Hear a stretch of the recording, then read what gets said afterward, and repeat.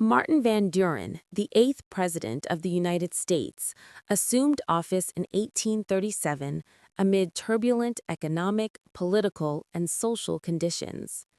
His presidency was immediately tested by the Panic of 1837, a nationwide financial crisis that caused widespread bank failures, unemployment, and economic hardship.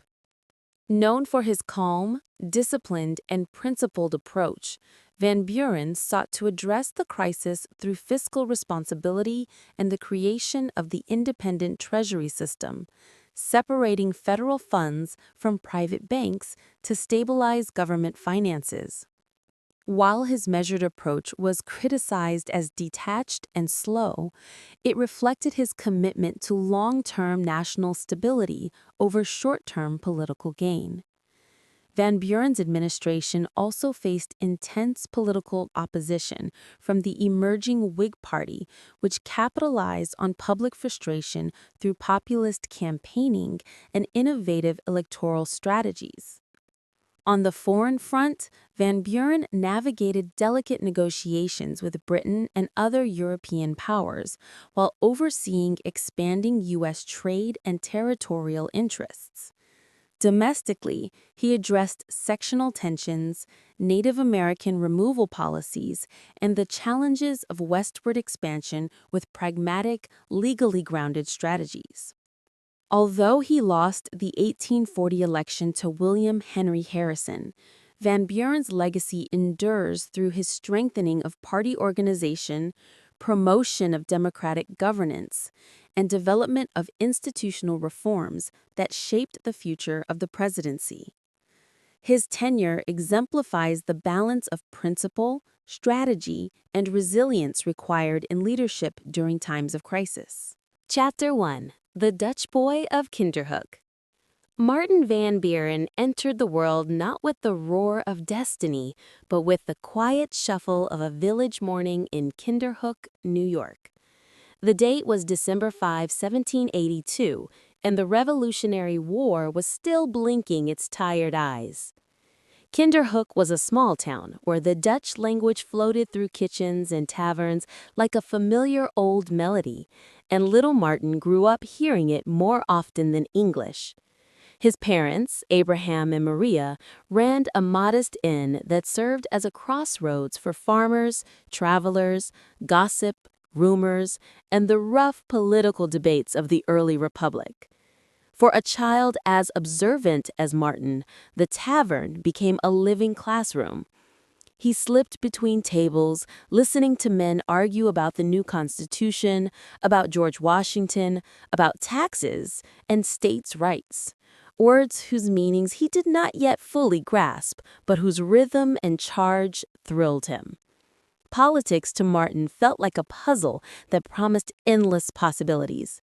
He was small, sharp-eyed, and quick to smile, but behind that gentle look brewed an instinct for negotiation, reading people, and understanding what they weren't saying, talents that would serve him for a lifetime. Despite his family's humble means, Martin's mother believed fiercely in education. He attended the tiny village school where his handwriting was neat, his thinking methodical, and his confidence unwavering. Yet it wasn't the schoolmaster who taught him the skills that mattered most. It was Kinderhook itself. The orchard-lined roads, the talkative inn guests, the blend of Dutch heritage and American ambition. The town taught him identity, community, and how cultures collide and merge into something new. By 14, Martin had overgrown the schoolhouse and began studying law as a clerk in the local attorney's office, a path common for ambitious boys who lacked money for formal education.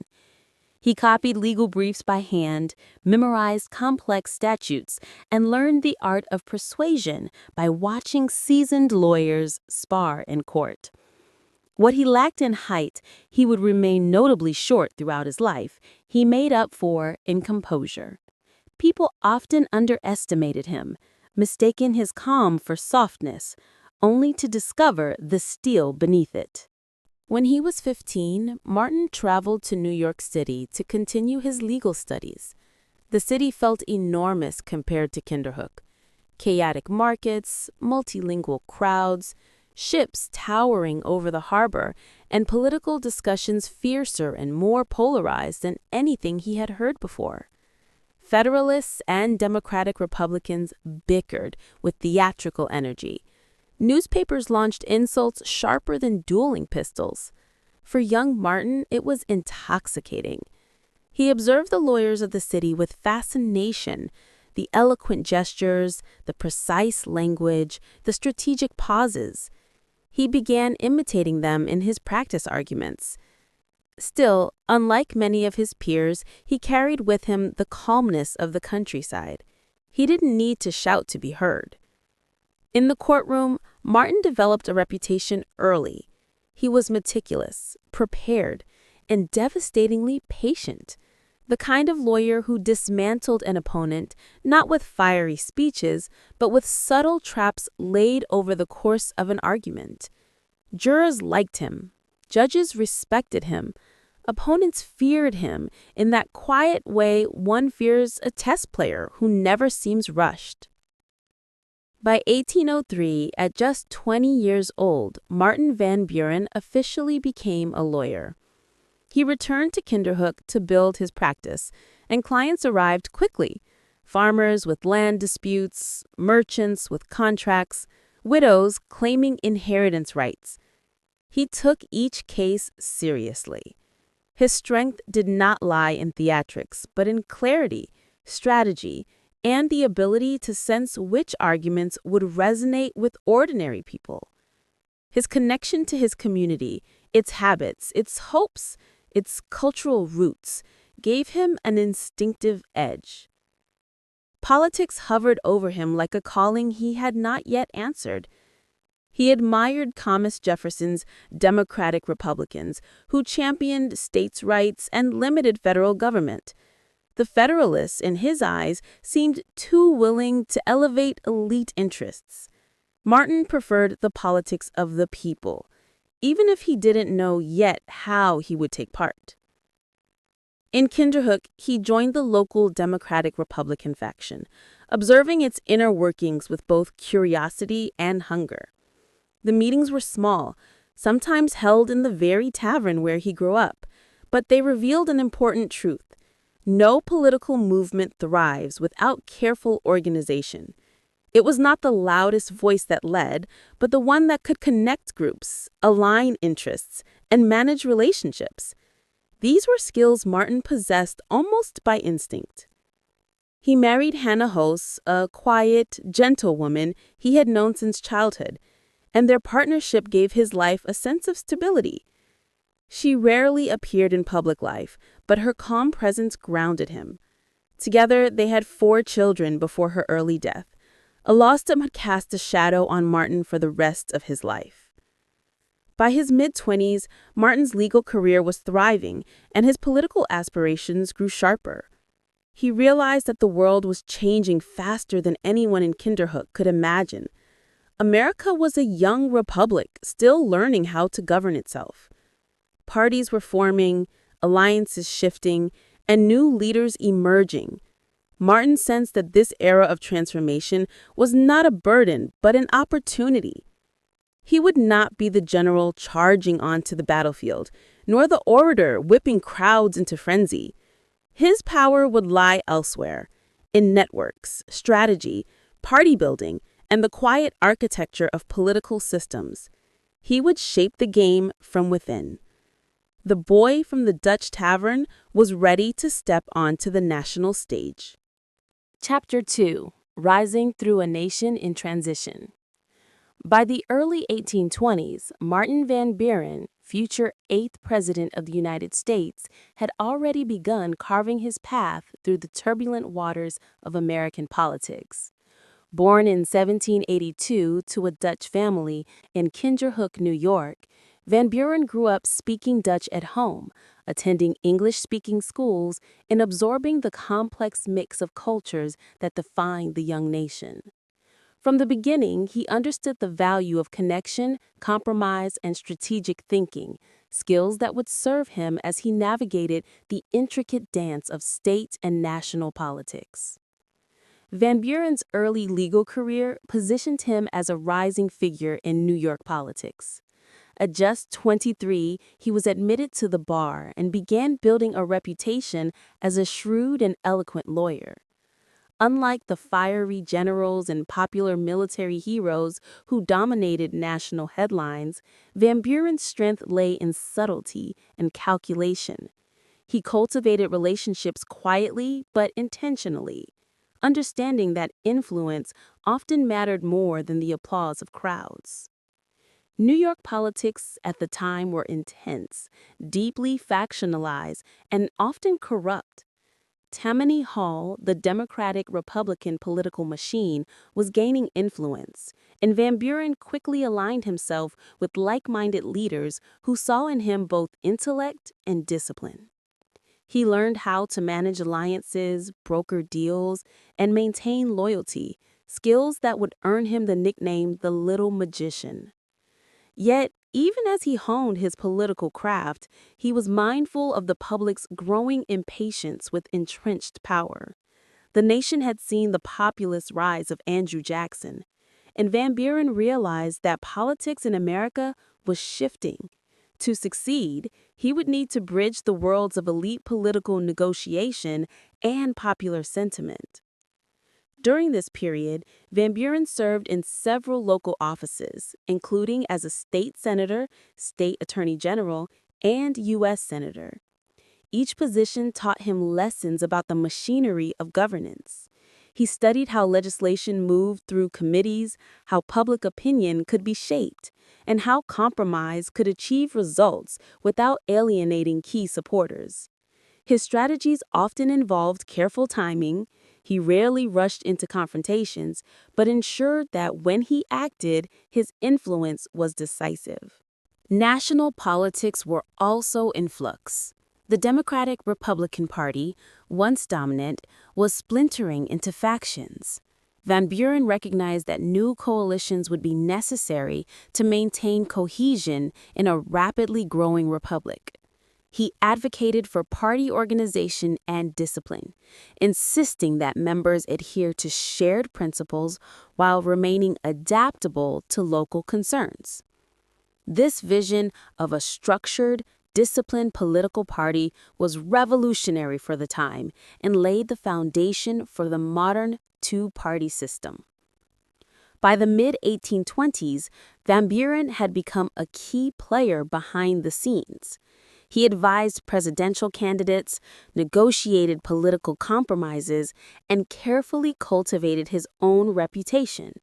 Yet he remained cautious about his own ambitions. Unlike some of his contemporaries who sought immediate acclaim, Van Buren waited patiently, building alliances that would endure and cultivating the trust of both colleagues and constituents. In these years, he also observed the populist energy unleashed by Andrew Jackson's campaigns and victories. He understood that the American electorate was changing. Ordinary citizens were gaining influence, and the voice of the people was increasingly decisive. Van Buren adapted, learning to balance his skill in elite political maneuvering with an awareness of popular sentiment.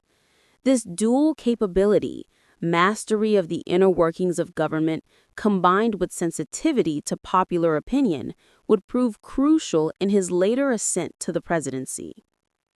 By the end of the 1820s, Martin Van Buren was poised for greater responsibility.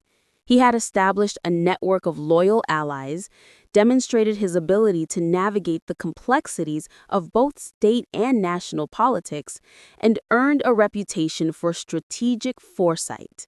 The nation around him was shifting, driven by regional tensions, economic changes, and the rise of a new democratic spirit. Van Buren understood that, to succeed, he would need to position himself not only as a skilled negotiator, but also as a unifying figure capable of bridging divides. As the decade drew to a close, Van Buren's influence was unmistakable. He had mastered the art of politics in a nation still defining its identity, and he had learned to thrive in the intersection of ambition, opportunity, and principle. The stage was set for his further rise, first as a trusted advisor and cabinet member, and ultimately as a candidate for the highest office in the land. But the road ahead would not be simple. The nation faced economic uncertainty, regional tensions, and a political landscape increasingly shaped by personality as much as policy. In this environment, Van Buren's skill, patience, and vision would be tested like never before. Chapter 3: Architect of Alliances. By the late 1820s, Martin Van Buren had firmly established himself as one of the most skilled political operators in the United States. While others relied on charisma, war heroism, or wealth to propel them forward, Van Buren's ascent depended on strategy, patience, and the cultivation of relationships. He understood that in the chaotic landscape of early 19th century American politics, influence was rarely seized in a single moment. It was earned over years of careful negotiation and measured decisions. Van Buren's reputation as the little magician reflected his unique approach.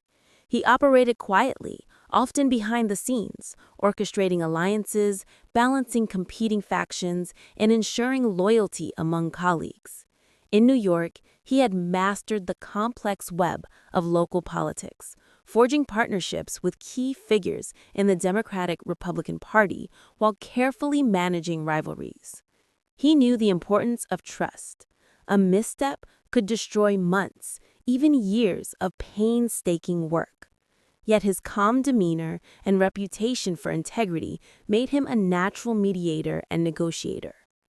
Nationally, Van Buren's influence grew as he aligned himself with Andrew Jackson, a figure whose popularity and populist appeal were unmatched.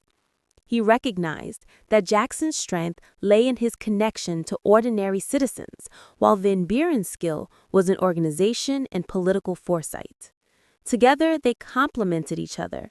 Jackson as the public face of the movement, Van Buren as the architect behind the machinery of power. It was a partnership that would shape the Democratic Party and ultimately the course of the nation. As Jackson's star rose, Van Buren took on increasingly critical roles. He served as U.S. Senator and later as Secretary of State, positions that allowed him to influence national policy and refined his understanding of governance. He was deeply involved in negotiations on issues ranging from tariffs to foreign policy, always mindful of the delicate balance between regional interests and national priorities.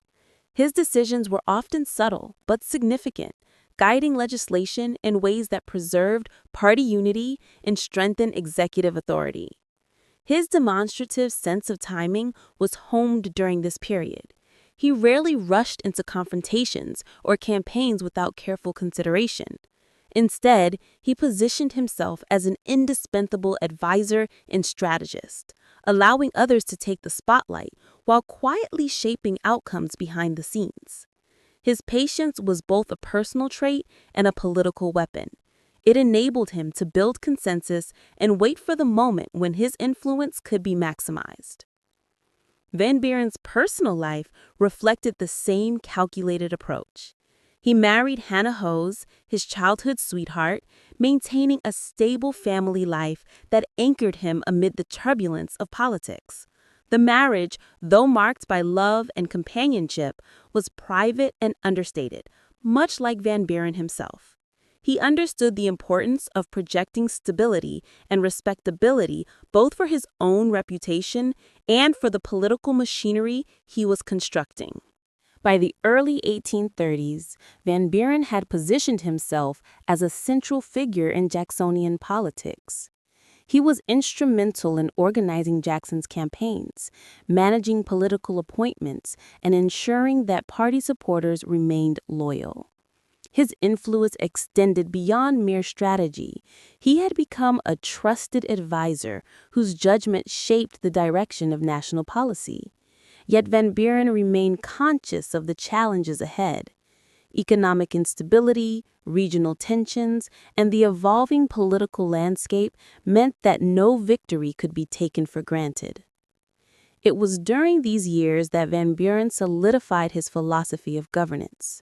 He believed in the power of organized political institutions to channel popular will, but he also recognized the limitations of government. Executive power, he thought, should be strong yet restrained, guided by principle rather than impulse.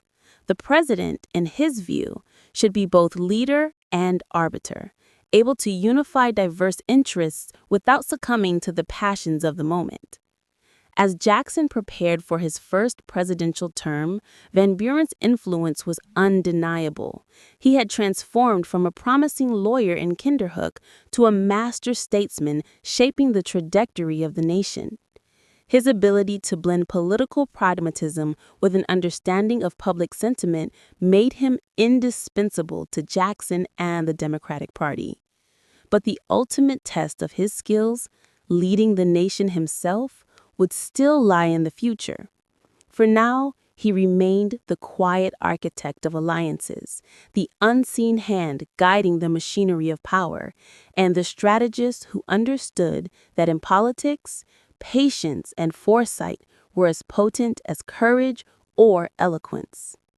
The stage was set. Van Buren had earned the trust of Jackson, the loyalty of the party, and the respect of the nation's political elite. His careful cultivation of alliances, his mastery of strategy, and his unerring sense of timing positioned him for greater responsibility.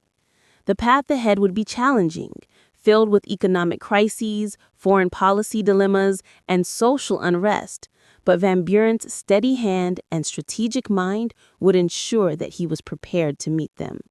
The quiet magician was ready to step into the spotlight, even as he continued to shape the country from the shadows. Chapter 4: The Rise to National Prominence. By the early 1830s, Martin Van Buren had firmly established himself as one of the most skilled political figures in America. His rise had been quiet, deliberate, and methodical, unlike the flamboyant and often volatile style of many of his contemporaries. Yet, beneath the calm exterior lay a mind acutely attuned to the currents of power, public sentiment, and the complex machinery of governance. Van Buren's reputation as a shrewd operator and the little magician had spread beyond New York, earning him recognition on the national stage as an indispensable strategist and advisor. Van Buren's close alliance with Andrew Jackson had been the key to his ascent. Recognizing Jackson's populist appeal and military fame, Van Buren had positioned himself as an essential partner managing the political networks and party machinery that underpinned Jackson's campaigns. Jackson's election in 1828 to the presidency marked the triumph of a new political era, one in which popular sentiment, the energy of ordinary citizens, and the discipline of organized parties could challenge the traditional elite. Van Buren understood that this transformation required careful management, and he took on the responsibility with skill and determination. As Jackson assumed office, Van Buren was appointed Secretary of State, a role that allowed him to influence policy at the highest level while remaining intimately connected to the inner workings of the administration. His tenure was characterized by both diligence and subtlety. He handled delicate diplomatic negotiations, oversaw appointments, and ensured that Jackson's policies were implemented with precision. He was often the bridge between Jackson's fiery temperament and the more cautious institutional elements of the government. During this period, the United States was navigating a complex web of domestic and international issues. Economic debates, particularly concerning tariffs and the role of the Bank of the United States, dominated political discourse. Van Buren's approach was always measured. He recognized the importance of compromise without sacrificing core principles. He worked tirelessly to maintain cohesion within the Democratic Party, balancing regional interests and preventing fractures that might undermine Jackson's presidency. Van Buren's political philosophy emphasized organization, loyalty, and discipline. He believed that a strong, coherent party was essential to democratic governance. In many ways, he was modernizing the practice of politics, transforming it from a loose coalition of personal alliances into a structured system capable of enduring change. This approach would have lasting implications for American political life, laying the groundwork for the party structures that continue to shape the nation today. As Secretary of State, Van Buren also observed the challenges of presidential leadership firsthand. He witnessed Jackson's bold, sometimes confrontational style, and learned how to navigate the delicate balance between public expectation and executive authority. He saw that a president's power was limited not only by law, but also by public perception, congressional opposition, and the complex dynamics of regional interests. These lessons would prove invaluable in his own future presidency. Beyond politics, Van Buren maintained a stable personal life, which contrasted with the often turbulent experiences of other prominent figures. He remained devoted to his wife, Hannah Hose Van Buren, whose steady support provided a foundation amid the pressures of national politics. Their family life, though private, reflected Van Buren's careful attention to stability, order, and propriety, a reflection of his broader approach to governance. The early 1830s also tested Van Buren's diplomatic skills. The United States faced tensions along its borders and in trade relations, particularly with Britain and France. As Secretary of State, Van Buren navigated these challenges with tact and prudence, avoiding unnecessary conflicts while protecting American interests. His efforts reinforced his reputation as a capable and reliable statesman, someone who could handle both the political and practical demands of leadership. While Van Buren's influence in Washington grew, he remained acutely aware of the importance of public support. He understood that the presidency was ultimately accountable to the electorate, and he studied voter sentiment carefully. He recognized that political success required not only mastery of legislative maneuvering, but also the ability to appeal to the people's sense of fairness, opportunity, and national identity. This dual awareness of both elite politics and popular opinion became a hallmark of his career. By 1831, Van Buren's position as Jackson's closest political ally was secure. He had navigated factional rivalries, consolidated support within the Democratic Party, and established himself as a central figure in the administration. His influence extended from policy decisions to the strategic management of elections, demonstrating a rare combination of intellect, foresight, and practical skill. As Jackson approached the end of his first term, Van Buren was preparing for the next phase of his career. The presidency loomed on the horizon, not immediately, but inevitably. He had gained the trust of the public, the loyalty of party members, and the respect of political opponents. His careful cultivation of alliances, his strategic insight, and his mastery of both local and national politics had positioned him as the heir apparent to Jackson's vision of leadership. Yet the road ahead would not be without challenges. Economic instability, sectional tensions, and political opposition threatened to test Van Buren's skills as never before. The nation was entering a period of transformation, one in which the presidency would demand not only strategy and experience, but also courage, judgment, and vision.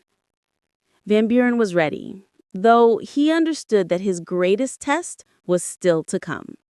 Chapter 5: Vice Presidency and the Path to Power. By the spring of 1832, Martin Van Buren had solidified his role as one of the most indispensable figures in Andrew Jackson's administration. His careful orchestration of party politics, his mastery of legislative maneuvering, and his deep understanding of both popular sentiment and elite networks made him the ideal partner for a president whose power rested as much on public appeal as on political acumen. Jackson, who valued loyalty and judgment above all, recognized Van Buren as his closest advisor, someone whose intellect and strategy complemented his own fiery style. It was no surprise then when Van Buren was chosen as Jackson's vice president in 1832. This role, though often seen as ceremonial, placed him directly in the national spotlight and signaled his rising prominence. While the vice presidency had little formal authority, it allowed Van Buren to observe the inner workings of executive power on a daily basis, to shape policy behind the scenes, and to gain the trust and recognition of the American electorate. For Van Buren, it was not merely a stepping stone. It was an opportunity to cement his influence and prepare for the day he would assume the nation's highest office. As vice president, Van Buren continued to navigate a politically charged environment. The United States was in the midst of profound economic and political transformations. The Bank War, a fierce confrontation between Jackson and the Second Bank of the United States, dominated national discourse. Jackson saw the bank as a symbol of elite privilege, a threat to democratic principles, and a tool of undue influence. Van Buren, ever the strategist, supported Jackson's position while also managing the delicate politics surrounding the issue. He understood that the bank war was not merely a policy dispute. It was a defining moment in the assertion of popular sovereignty and the struggle over the distribution of power in the nation. Simultaneously, the nation faced growing sectional tensions, particularly around tariff and the issue of states' rights.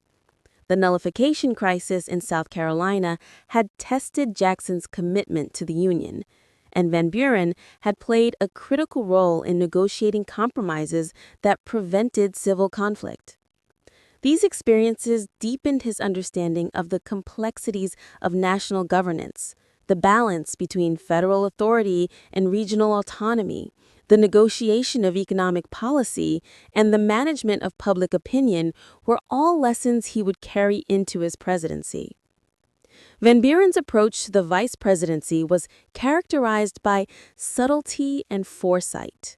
He rarely sought the spotlight, but ensured that his influence was felt at every level. He advised Jackson on appointments, managed relationships with Congress, and carefully monitored the evolving political landscape. His skill in balancing competing interests, regional, political, and economic, strengthened the Democratic Party and helped maintain cohesion during a time of national turbulence. During these years, Van Buren also honed his understanding of the electorate. The expansion of suffrage for white male citizens had shifted political power into new hands, and Van Buren recognized the importance of appealing to ordinary voters.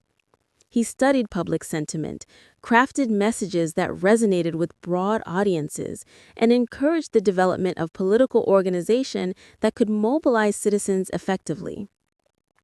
This combination of popular appeal and organizational skill became a defining feature of his leadership style. While his public profile grew, he remained deeply aware of the challenges ahead. Jackson's fiery personality and bold decisions often provoked opposition, and the political landscape was becoming increasingly polarized. Van Buren knew that the presidency would require not only political skill, but also the ability to navigate crises with judgment, steadiness, and diplomacy. He watched and learned, preparing for the moment when he would take the reins of leadership himself. The 1832 election underscored Van Buren's rising influence.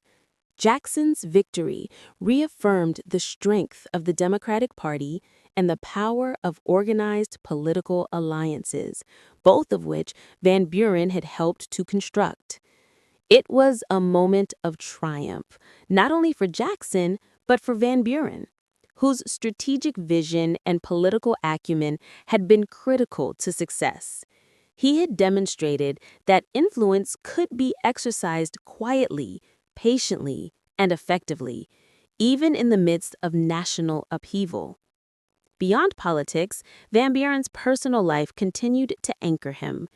His enduring devotion to his wife, Hannah, provided stability amid the turbulence of national affairs. Though Hannah's health was fragile, Van Buren remained attentive and protective, balancing family responsibilities with the demands of public service. This equilibrium between private and public life reflected his careful, methodical nature. A man who understood that leadership required discipline, foresight, and resilience. By the mid-1830s, Van Buren had positioned himself as the natural successor to Jackson. His experience as Secretary of State, his deft handling of party politics, and his careful cultivation of public support made him a candidate of undeniable strength. The nation was entering a critical period. Economic uncertainty, territorial expansion, and political transformation would test the skills of its next president.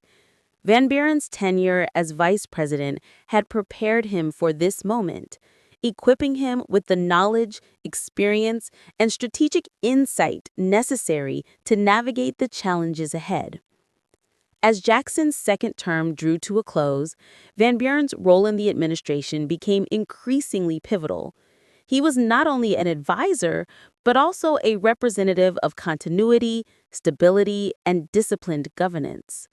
The stage was set for his ascension to the presidency, a moment that would test all he had learned about leadership, politics, and the delicate art of guiding a nation through times of change. Chapter 6. The Presidency Begins. In March 1837, Martin Van Buren was sworn in as the 8th President of the United States, stepping into the highest office at a moment of both promise and peril. His ascent had been methodical and deliberate, built on years of careful political strategy, alliance building, and mastery of the intricacies of governance. Yet no preparation could fully shield him from the storm that awaited. The nation was teetering on the brink of economic crisis. Regional tensions simmered, and partisan divisions threatened to undermine cohesion. Van Buren assumed the presidency amid a fragile economic environment. The country had experienced a period of rapid expansion, fueled by speculation in land and banking, but underlying weaknesses now became evident. Within weeks of his inauguration, the financial system began to unravel, culminating in the Panic of 1837, a severe economic depression that would dominate the early years of his presidency. Banks failed, businesses closed, and unemployment surged, creating widespread distress. Van Buren faced immediate pressure to act decisively, yet his approach reflected the caution and principle that had defined his career. Unlike some predecessors, Van Buren believed that government intervention should be limited. He opposed bailing out private banks or issuing excessive government aid, advocating instead for fiscal responsibility and the maintenance of public confidence in sound currency. To that end, he championed the Independent Treasury System, a plan to separate federal funds from private banks, ensuring that government money would be secure and free from speculative pressures. While controversial at the time, this approach reflected Van Buren's disciplined philosophy. Steady governance, guided by principle rather than populist pressure, was preferable to rash action. Van Buren's early presidency was also marked by international considerations. He faced delicate negotiations with Britain over lingering financial claims from the War of 1812, and maintained careful oversight of foreign policy to avoid conflicts that could exacerbate domestic economic woes. While not as charismatic as his predecessor, Van Buren relied on his strategic acumen, communication skills, and network of advisors to navigate complex challenges with steady resolve. Politically, Van Buren confronted a deeply divided landscape. The Democratic Party, though disciplined, faced opposition from the emerging Whig Party, whose leaders criticized his cautious approach and framed him as indecisive. Van Buren, however, remained steadfast, believing that long-term stability required careful deliberation rather than reactionary measures. He sought to unify his party and maintain public confidence, recognizing that leadership in turbulent times demanded both patience and resilience. Social issues, too, tested the young president. The nation was expanding westward, and debates over land policy, Native American removal, and the institution of slavery continued to provoke controversy. Van Buren approached these matters with pragmatism, often seeking compromise while adhering to constitutional principles. Yet, as with economic policy, his caution sometimes drew criticism from those demanding bold, immediate action. Despite the challenges, Van Buren's presidency reflected continuity and professionalism. He carried forward many of Jackson's policies, particularly in relation to party organization, executive authority, and the emphasis on democratic engagement. Yet he also distinguished himself by his analytical, measured approach, a contrast to Jackson's more fiery, impulsive style. This methodical leadership would become a hallmark of his administration, though it often left him vulnerable to political attacks from those who equated boldness with effectiveness. During these early years, Van Buren also demonstrated a keen understanding of communication and public perception. He recognized the growing influence of newspapers and public opinion in shaping political legitimacy. While not a master orator in the style of Jackson, he utilized correspondence, speeches, and careful messaging to convey competence, stability, and moral integrity. This approach helped him maintain the confidence of supporters, even as economic and political pressures mounted. Van Buren's personal life provided both solace and strength amid the strains of leadership. His family remained a source of stability, grounding him during crises and offering private support away from the public eye. The death of his wife Hannah prior to his presidency had left a lasting mark, yet he remained devoted to family and the memory of his early life in Kinderhook, drawing on these roots for perspective and fortitude. By the end of 1837, Van Buren had faced the dual challenges of economic collapse and political opposition with measured resolve. While the nation struggled, he remained committed to his principles: limited government intervention, fiscal responsibility, party unity, and adherence to constitutional norms. His presidency, though immediately tested by crisis, demonstrated his capacity to lead with steadiness and integrity, even when public opinion demanded dramatic action. As the country weathered the storm, Van Buren's reputation as a disciplined and principled leader began to take shape. The early years of his presidency highlighted both the strengths and vulnerabilities of his style. Strategic foresight and careful management provided stability, yet his measured approach sometimes contrasted sharply with the expectations of a populace accustomed to the charismatic assertiveness of Andrew Jackson. Ultimately, Van Buren's first year in office set the tone for a presidency defined by challenge, resilience, and deliberate leadership. The economic panic, sectional tensions, and political opposition would test his skills repeatedly, shaping not only his administration but also the broader trajectory of the nation. For Martin Van Buren, the presidency was no longer a distant goal. It was the demanding reality of governance, a trial by which his principles, judgment, and patience would be measured. Chapter 7. Navigating Economic Turmoil. The year following Martin Van Buren's inauguration was marked by unprecedented economic instability. The Panic of 1837, a nationwide financial crisis, had triggered bank failures, skyrocketing unemployment, and widespread hardship. Crops went unsold, merchants closed their shops, and ordinary Americans, from farmers in the Midwest to artisans in the cities, found themselves struggling to survive. The crisis was as much a test of Van Buren's leadership as it was of the nation's financial system, challenging him to balance principle, practicality, and political survival. Van Buren's response to the panic reflected his steadfast commitment to limited government intervention. Rejecting proposals to provide direct federal aid to struggling banks or states, he argued that the Constitution did not authorize such action and that it could set dangerous precedents for government involvement in private enterprise. Instead, he promoted the Independent Treasury System, a plan to remove federal funds from private banks and place them in government-controlled depositories. This policy, though controversial, sought to stabilize national finances, reduce speculation, and ensure that government money was secure. Critics, however, saw Van Buren's approach as cautious to the point of inaction.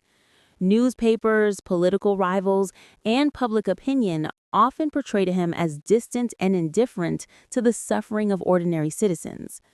The Whig Party, newly formed and eager to challenge Democratic dominance, seized on this perception, portraying him as a president unable or unwilling to confront the nation's most urgent crises. Yet, Van Buren remained resolute. He believed that temporary discomfort was preferable to permanent instability, and that careful management of the Treasury and banking system would ultimately restore confidence in the economy. The president also faced a complex web of regional and sectional challenges. States varied widely in their economic structures, levels of development, and approaches to banking and credit. Van Buren's policies had to balance these differences, ensuring that independent treasury would provide stability without favoring one region over another. This required meticulous negotiation, diplomatic skill, and constant communication with governors, legislators, and party leaders. It was a delicate balancing act, one that demanded both political acumen and patience. Van Buren's strategy also heavily relied on party organization and discipline. The Democratic Party, under his guidance, remained a cohesive force capable of sustaining political support despite the economic hardships. Local party networks mobilized citizens, conveyed information about government policies, and maintained loyalty to the administration. Van Buren understood that the survival of his presidency depended not only on sound policy, but also on the ability to communicate, organize, and maintain trust among constituents. Van Buren's leadership during this period revealed both his strengths and vulnerabilities. His principled adherence to limited government reinforced his reputation as a disciplined and thoughtful leader, but it also exposed him to criticism for appearing detached during widespread suffering. Public perception, particularly among voters directly affected by the panic, became a central concern, forcing Van Buren to communicate more effectively while remaining consistent with his core philosophy. Despite the challenges, Van Buren remained committed to long-term reform and fiscal responsibility. He worked tirelessly with Congress to implement the Independent Treasury, lobbying for its passage and explaining its benefits to a skeptical public. The system, eventually established in 1840, became a cornerstone of federal financial management, separating government funds from speculative banking practices and ensuring greater stability for the nation. Throughout this crisis, Van Buren's personal resolve was tested. The pressures of office, the political attacks from opponents, and the human suffering caused by economic collapse weighed heavily on him. Yet he maintained his characteristic composure, relying on careful judgment, strategic alliances, and a commitment to principle. It was a defining period of his presidency, one that demonstrated the challenges of leadership in a rapidly growing, complex, and diverse nation. By the end of 1838, Van Buren had weathered the immediate shocks of the Panic of 1837.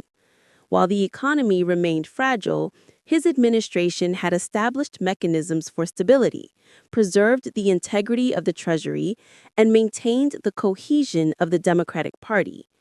These achievements were significant, even if they were not immediately appreciated by the public. Van Buren's handling of the crisis reflected his belief that the long-term strength of the nation depended on prudent, disciplined governance rather than short-term populist measures. In the face of criticism and political opposition, Van Buren had proven his capacity for resilience, foresight, and leadership under pressure. The economic turmoil tested his principles and political skills in unprecedented ways, setting the stage for the remainder of his presidency. The lessons learned during this period about crisis management, public perception, and the balance between principle and pragmatism would not only shape Van Buren's tenure, but also the future of American governance. Chapter 8: Foreign Affairs and Domestic Politics. By the late 1830s, Martin Van Buren's presidency had entered a critical phase. While the Panic of 1837 continued to dominate domestic concerns, foreign policy issues and political divisions demanded careful attention. The young nation, expanding rapidly westward, faced challenges on multiple fronts: territorial disputes, trade negotiations, and tensions with European powers. Van Buren's characteristic calm and methodical approach became essential as he sought to navigate these complex waters, balancing diplomacy, national interest, and public perception. Van Buren's primary foreign concerns were tensions with Britain over long-standing financial claims stemming from the War of 1812. These disputes involved compensation for seized American ships and debts owed to British merchants. Van Buren's administration approached the matter with the combination of firmness and prudence. Rather than pursuing aggressive posturing, he engaged in careful negotiation, emphasizing diplomacy while preparing for contingencies. His legal training, experience as a legislator, and reputation for strategic foresight proved invaluable in managing this delicate situation. Trade policy was another critical area of concern. The United States was increasingly integrated into global markets, and fluctuations in exports, imports, and tariffs had far-reaching consequences for the domestic economy.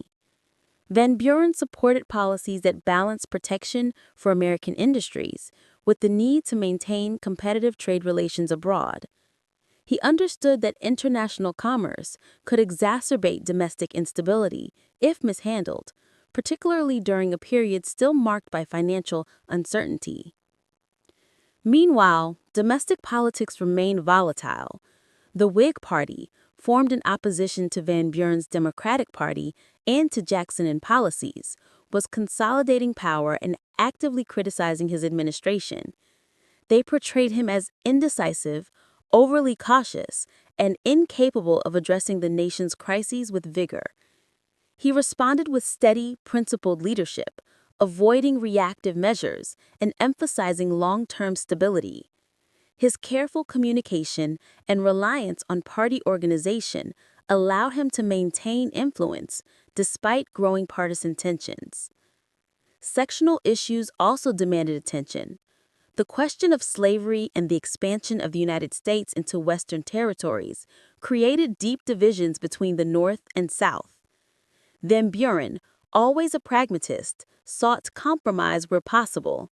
He avoided extreme measures that might inflame tensions while adhering to constitutional principles. His approach reflected his understanding that the presidency required not only moral judgment, but also political skill, negotiation, and a commitment to the unity of the nation. Van Buren's handling of Native American affairs continued to be a delicate and controversial aspect of his presidency. Building on policies initiated under Jackson, his administration oversaw the ongoing implementation of Indian removal, including the forced relocation of tribes from the Southeast. These actions, deeply tragic in human terms, reflected the prevailing attitudes and policies of the era, and Van Buren navigated them with the same strategic, procedural approach that characterized his handling of other issues, attempting to balance federal authority, political pressures, and legal frameworks, even as the consequences for Native communities were devastating. In the realm of international diplomacy, Van Buren also faced challenges with France and other European powers over commercial treaties and debt obligations. He worked quietly but persistently to ensure that agreements were honored and that American interests were protected without provoking conflict. His reliance on professional diplomats and careful deliberation reinforced his administration's reputation for competent, measured leadership. At home, Van Buren continued to rely on party discipline and organization to maintain political stability. The Democratic Party, strengthened under his guidance, was better able to withstand attacks from opponents and maintain cohesion despite economic hardship and regional tensions. Van Buren's ability to mobilize supporters, communicate policy effectively, and manage legislative priorities proved critical in a time when the nation's institutions were being tested by crisis and rapid growth. Van Buren's personal style, calm, strategic, and understated, remained a defining feature of his leadership. Unlike the charismatic, impulsive style of Jackson, he governed through patience, analysis, and careful planning. While this approach drew criticism from some contemporaries, it allowed him to navigate multiple crises simultaneously, avoiding rash decisions that could exacerbate instability.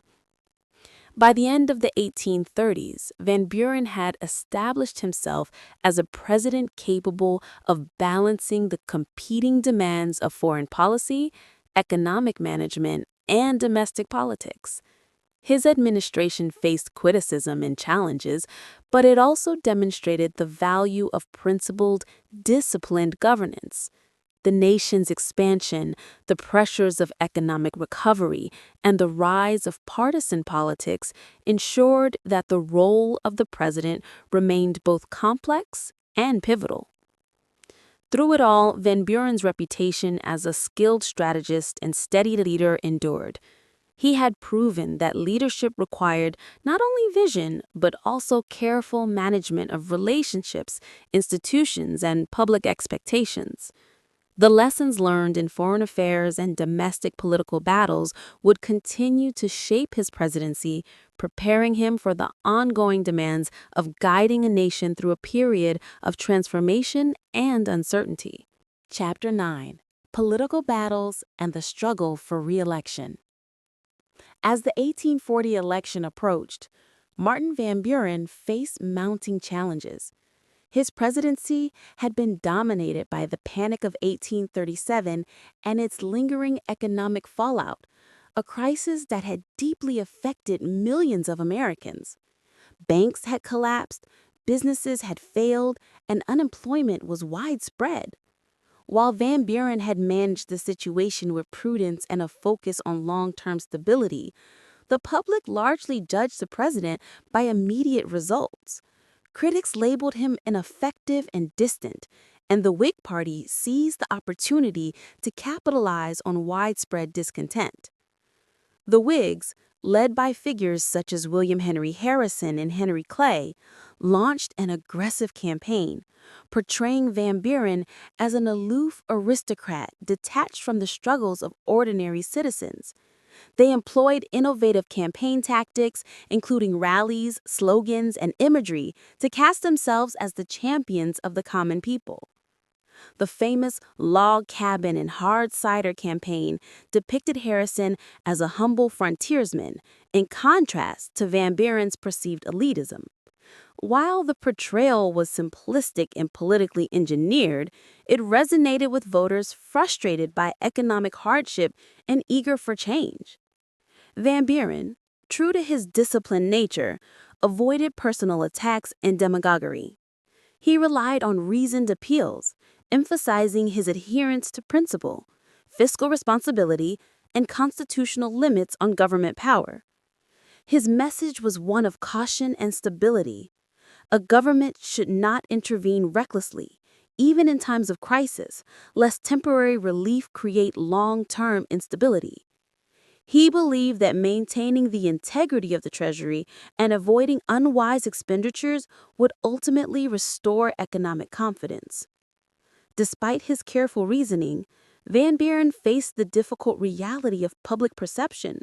Voters experiencing unemployment and economic loss were more influenced by the compelling imagery and emotional appeals of the Whigs than by nuanced policy explanations. Campaigning during this era required not only political acumen, but also the ability to connect with voters on a visceral level, a skill Van Buren had cultivated more for strategy and organization than for theatrical appeal. Sectional and regional dynamics added complexity to the election. The North and South were divided over tariffs, trade policies, and the expansion of slavery into new territories. Van Buren sought to maintain unity within his party while avoiding alienation of key constituencies. His pragmatic, measured approach sometimes frustrated party loyalists who desired bolder, more immediate action. Yet, he remained steadfast in his belief that compromise, careful negotiation, and adherence to constitutional principles are essential to the long-term stability of the nation. The campaign was also marked by a rise in political partisanship and public engagement. Newspapers, pamphlets, and rallies became central tools for shaping opinion, and the Whigs exploited these channels more effectively than Van Buren's Democrats. The contrast between Van Buren's sober, reasoned messaging and the Whigs' colorful, populist imagery highlighted the growing importance of mass communication in American politics. It became clear that even the most skilled strategists needed to adapt to the new realities of campaigning in a rapidly expanding democracy. As Election Day approached, the challenges facing Van Buren became increasingly stark. Economic discontent remained high, and the Whigs' message of change and revitalization struck a chord with many voters. Van Buren's reliance on principle and disciplined governance, while admirable, could not fully counteract the emotional appeal of Harrison's frontier image. The election became a referendum not only on policy, but on style, presentation, and the perceived empathy of leadership. Ultimately, Van Buren was defeated by Harrison in a decisive victory. The election underscored the limitations of a cautious, measured approach in a political climate increasingly influenced by symbolism, rhetoric, and popular imagery. While Van Buren's policies had aimed to stabilize and strengthen the nation, the electorate's focus on immediate relief and visible leadership tipped the balance in favor of the Whigs. Despite the loss, Van Buren's presidency left a lasting legacy. His careful management of the economic crisis, commitment to principle, and development of party organization demonstrated the importance of strategic governance. He had navigated unprecedented challenges with integrity and skill, even if public sentiment ultimately favored his opponent. The experience would continue to shape his role in American politics and influence the evolution of the presidency in the years to come. In reflection, Van Buren's struggle for re-election highlighted the complex interplay between policy, perception, and leadership. The lessons of 1840 were clear. Effective governance required not only competence and principle, but also the ability to communicate, connect, and inspire confidence among a diverse and expanding electorate. The political landscape was evolving rapidly, and Van Buren's tenure illustrated both the possibilities and constraints of principled, disciplined leadership in a young, dynamic nation. Chapter 10: Legacy and Reflection. Martin Van Buren's presidency concluded in 1841 under the weight of political, economic, and public pressures. The challenges of the Panic of 1837, persistent economic hardship, and the Whigs' successful portrayal of him as detached and ineffective had culminated in his defeat in the 1840 election. While this loss marked the end of his term in office, Van Buren's contributions to American political life were far deeper and more enduring than immediate public perception might suggest. Van Buren left behind a presidency defined by principled governance and institutional innovation. His implementation of the Independent Treasury System represented a fundamental reorganization of federal financial management. By separating government funds from private banks, he created a more secure, predictable system that reduced the risk of speculative crises affecting public resources. Though initially controversial, the system would influence fiscal policy long after his presidency, demonstrating his commitment to long-term stability over short-term expedience. Another cornerstone of Van Buren's legacy was his mastery of political organization. He had refined the Democratic Party into a disciplined, national political machine capable of mobilizing voters, sustaining cohesion, and executing strategy with precision. In doing so, Van Buren helped institutionalize party politics in the United States, ensuring that elections were not merely contests of personality, but contests structured around strategy, ideology, and organizational effectiveness. His influence on political campaigning and party discipline would resonate for generations. Van Buren's presidency also illustrated the tensions inherent in democratic leadership. He demonstrated that principled, measured governance could clash with popular expectations, particularly in times of crisis. While he prioritized constitutional limits, fiscal responsibility, and institutional stability, the electorate often demanded immediate, visible action. This dynamic highlighted a recurring challenge in American politics, balancing principle and pragmatism while remaining responsive to public sentiment.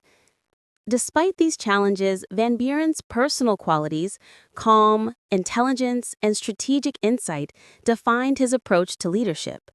Unlike more flamboyant predecessors, he relied on careful planning, thoughtful negotiation, and a deep understanding of political and social forces. He navigated foreign affairs, sectional tensions, and economic crises with an analytical approach that emphasized long-term outcomes over short-term popularity. This style earned him respect among contemporaries, even when voters favored more charismatic figures. His post-presidential years further reinforced his role as a statesman and elder political strategist. Though he never returned to the presidency, Van Buren continued to influence Democratic politics, advise successors, and participate in public debates. His deep understanding of party dynamics, governance, and public administration made him a mentor and guide for future leaders, ensuring that his impact extended well beyond his time in office. Van Buren's life also reflected a balance of personal and public dedication. His devotion to family, his disciplined lifestyle, and his intellectual rigor provided a steady foundation amid the tumult of national politics. Though often criticized for his perceived aloofness, those close to him recognized the depth of his commitment to principle, to the nation, and to the institutions he served. Historically, Van Buren occupies a unique place among American presidents. He was neither a revolutionary figure nor a charismatic populist in the mold of Andrew Jackson. Instead, he was the architect of political stability, fiscal responsibility, and organized party governance. His contributions helped professionalize the presidency and the political system, laying groundwork for the complex, organized, and nationalized political structures that define the United States today. In reflection, Van Buren's presidency illustrates the challenges of leadership in a rapidly growing, politically complex nation. His tenure underscores the tension between principle and popular expectation, between measured action and immediate relief. It demonstrates that the measure of a leader is not solely electoral success, but also the durability of the institutions, policies, and practices they leave behind. Ultimately, Martin Van Buren's legacy is one of pragmatic statesmanship, disciplined governance, and enduring influence on the American political system. While history may remember the 1840 election as a personal defeat, it also recognizes Van Buren as a pivotal figure in shaping the presidency, party politics, and the financial foundations of a nation on the path to maturity.